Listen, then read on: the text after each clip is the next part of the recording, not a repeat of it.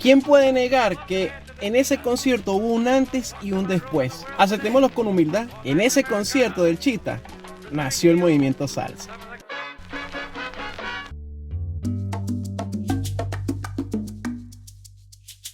¿Qué tal, mi gente rumbera? Helderes Music por esta esquina, y hoy analizaremos lo que para mí y para muchos fue el show más importante de lo que conocemos como salsa, digamos como esta verga aquí. Prácticamente un antes y un después para la música latina, pero como siempre entraremos en el respectivo contexto. Hagamos un disclaimer aquí. Preparen cotufas o palomitas de maíz, como lo llaman en tu país, y pónganse cómodos porque de verdad que le metí el pecho para que disfruten de tremendo material. Empezamos. En el año del 1968 se llevó a cabo el primer concierto de la Fania en el Red Garter, que tuvo un resultado un poco mediocre para el sello Fania a nivel comercial, pero a nivel musical ya dejaba ver lo que venía y que Jerry Masucci de verdad que pudo captar de una manera súper excelente. Aquí te dejo el video donde te hablo de ese primer concierto. Sin embargo, 3 años después, el 26 de agosto de 1971, Masucci reúne por segunda vez a las estrellas de Fania. Obviamente ya Fania tenía registrado 2 años después del nacimiento del sello una cantidad de talentosos músicos, empezando por las primeras bandas, que fueron las de unos desconocidos, en este caso el pianista Larry Harlow y para ese momento Bobby Valentín, que para ese entonces era trompetista, pero que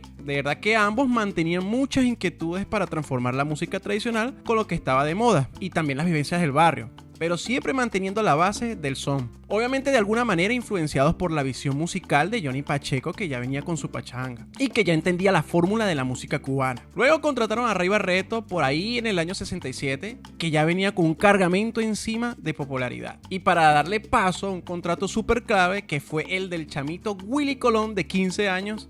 Y digo clave porque el personaje de Willy era la expresión de la salsa en ese momento. O sea, era la imagen del barrio marginal de New York, y la banda también. O sea, todos los jóvenes que habían estudiado algo de música o aprendieron de la guataca estaban en ese entorno. En fin, una banda considerada mala y que de paso grabaron un disco pésimo en calidad musical, que finalmente se volvió un batacazo en la comunidad latina. Por eso mismo, porque representaba las deficiencias y la necesidad de una juventud que quería expresarse en una ciudad que de alguna manera los rechazaba, y usaron la música con lo que venían influenciados. O sea, este caso usaron todo esto de una manera rebelde, a los coñazos, con talentosos aciertos musicales en las canciones y otras veces no, pero la transformaron en la música del barrio, que para un conservatorio de música sería nula, pero para la gente de a pie, la gente de los barrios que sufría esos embates, tenía toda la validez del mundo. Después les prometo que andaremos más en esta banda de Willy Colón, solo si ustedes quieren, así que escriban en los comentarios. Esta fórmula de filmar todas las bandas desconocidas en New York fue aplicado por Pacheco y Masucci, y esto fue algo que fue muy constante, o sea, lo que les permitió tener un súper trabuco de bandas preparado para mostrar toda la fuerza musical y que de pana era innovadora. Así nació el concierto en el Chita, o sea, obviamente en la dirección y a veces en los coros y fraseos y también en la flauta. ¿De quién? Del señor Johnny Pacheco. Barretto estaba en las tumbadoras como estrella también, y Richie Ray en calidad de invitado, que fue adquirido por la Fania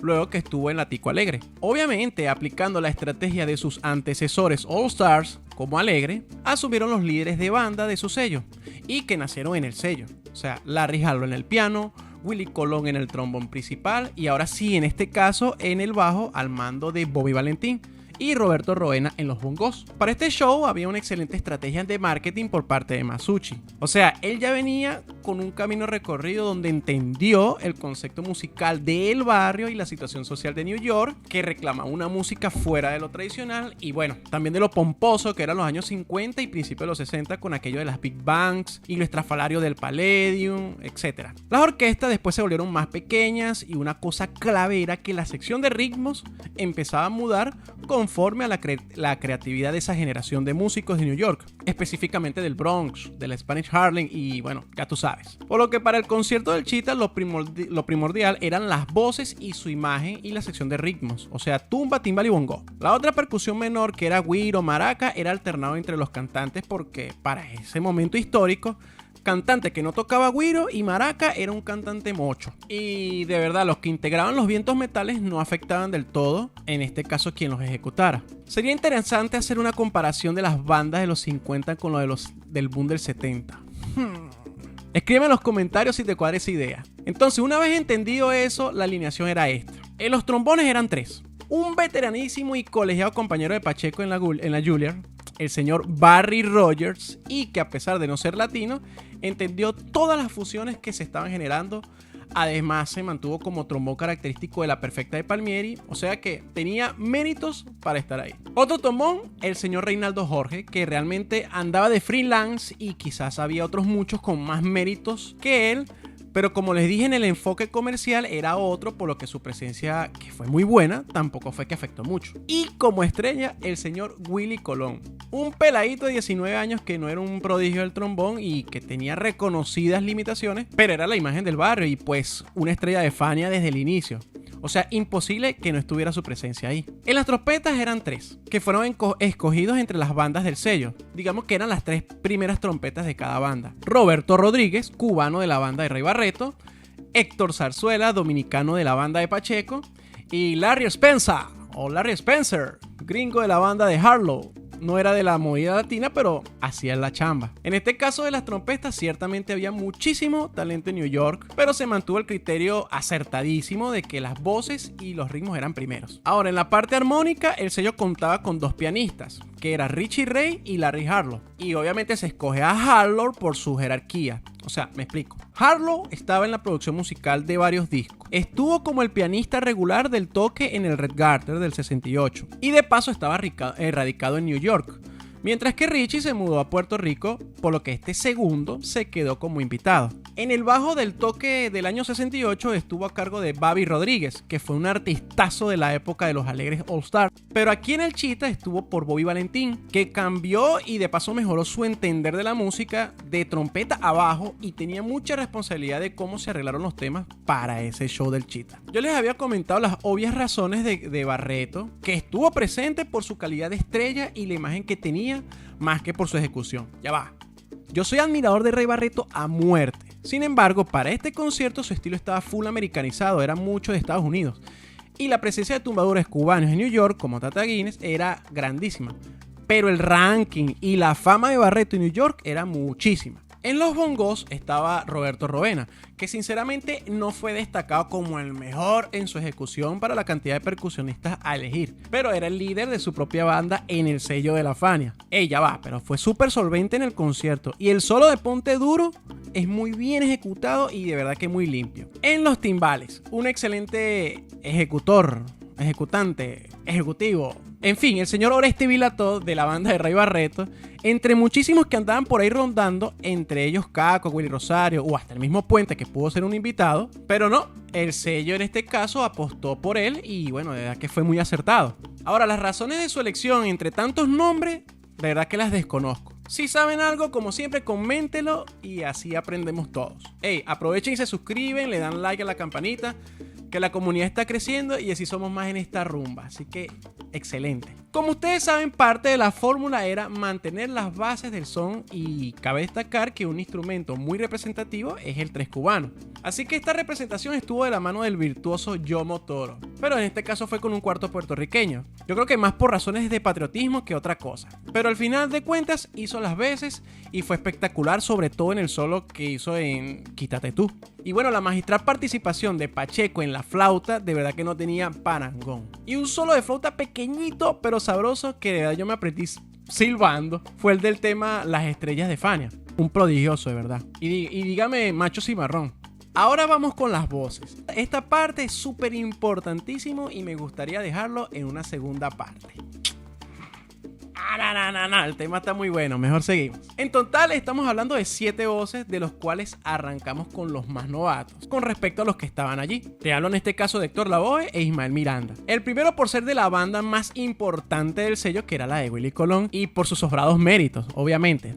Era prácticamente el pana de la esquina, el malandro que cantaba muy callejero, cosa que se identificaba con la New York del momento. Y por otro lado, Ismael, que era el cantante insigne de Larry Harlow y que había pegado temas como Abran Paso, vengo virado, o sea, tenía el derecho de estar ahí. Luego los más veteranos y que manejaban el son cubano como pez en el agua estaba Picón de Rodríguez y Adalberto Santiago. El primero pertenecía a la banda de Pacheco y su estilo era súper preciso al tradicional cubano. Y Adalberto de la banda de Barreto, por su gran trabajo en esas producciones, le daban el respectivo puesto. Luego Bobby Cruz, que era el cantante de la orquesta de Richie Ray, le daba cierto equilibrio a las voces. Los dos últimos eran los solistas. Uno era el dedicado bolerista, que de paso fue súper solvente, el señor Santos Colón. Y el otro solista, último en la alineación, pero no menos importante, fue el ídolo. Te estoy hablando del señor Cheo Feliciano. Y fue el ídolo por la sencilla razón de que su trayectoria y fama era reconocida por el ambiente musical latino,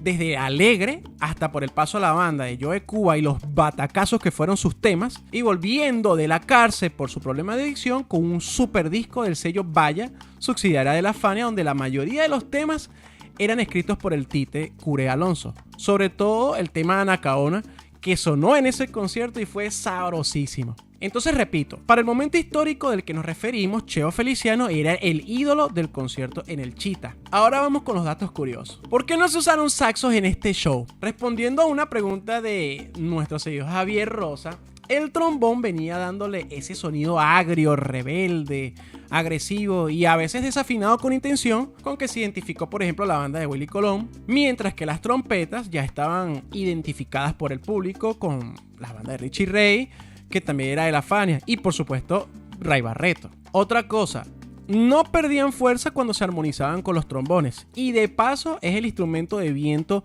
más característico del son y también de la música cubana. En cambio el saxo en cualquiera de sus variantes le da un toque más dulce a la cosa y bueno, se perdía al armonizarlos con los trombones, por lo que no pegaba con la imagen ruda que quería transmitir la orquesta con respecto a su público latino del barrio. Otra curiosidad es que quien apostó y creyó en este proyecto fue el señor Ralph Mercado, quien más adelante asumió el rol representativo de la salsa en los años 80. Te dejo este video para que vaciles su papel. Aquí se deja ver la importancia de la visión comercial del señor Masucci y la capacidad musical de Pacheco con poder recolectar un catálogo de bandas y artistas muy buenos en el sello de la Fania desde sus inicios del 64, que les permitieron hacer el concierto más importante de la música latina en el 71. Porque de paso fue documentado en una película que se llama Nuestra Cosa Latina, material que le dio a Masucci la oportunidad de explotar este movimiento y mostrarlo al mundo entero, cosa que garantizó un exitazo que duró una década y parte de la otra, y una fanaticada de la salsa que aún en este siglo, me incluye en eso, todavía existe. Que quizás hubo mejores conciertos, mejores presentaciones, mejores solos de la Fania, mientras no esté documentado, no existe. Soy Helderes Music, aquí te dejo este video de aquellos que lograron su éxito sin pertenecer al sello Fania. Suscríbete y nos vemos para la próxima.